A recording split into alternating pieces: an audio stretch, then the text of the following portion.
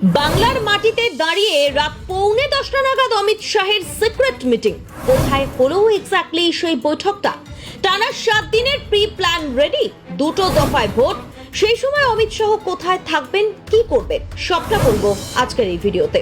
দ্বিতীয় দফা নির্বাচন যে সমস্ত এলাকায়, সেগুলোকেই বেছে বেছে টার্গেট করা হলো এদিনের ওই সিক্রেট মিটিং এ।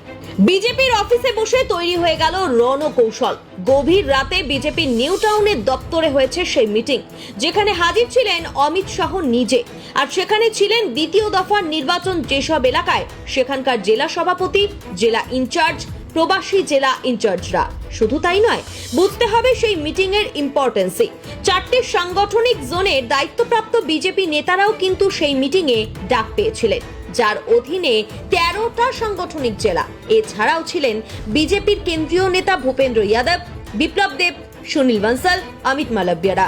বৈঠক শুরু হয়েছিল মঙ্গলবার রাত ঠিক 9:45 নাগাদ। বিজেপিরই একটা সূত্র বলছে, অমিত শাহ এই বৈঠকে বেশ কিছু জিনিস খোঁজ খবর নিয়েছেন। যেমন 13 জেলায় যত বিধানসভা আসন আছে, সেগুলোর প্রতিটার বিষয়ে আলাদা আলাদা করে হিসেব নিয়েছেন তিনি। জানতে চেয়েছেন কোন বিধানসভা কেন্দ্রে কি সিচুয়েশন রয়েছে, সংখ্যালঘু ভোট, এসআইআর পরবর্তী পরিস্থিতি, কোনটায় জেতার পরিস্থিতি, কোনটায় নয়, এই সমস্ত ইনফরমেশন নিয়েছেন অমিত শাহ। যারা বেসিক্যালি সরেজমিনে এলাকাগুলো সামলাচ্ছেন, দেখভাল করছেন, তাদের থেকেও সমস্ত খবরাখবর নিয়েছেন কেন্দ্রীয় স্বরাষ্ট্রমন্ত্রী।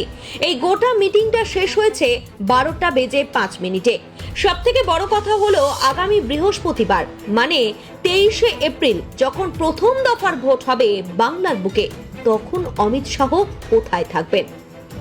থাকবেন এ রাজ্যে, বাংলার বুকে।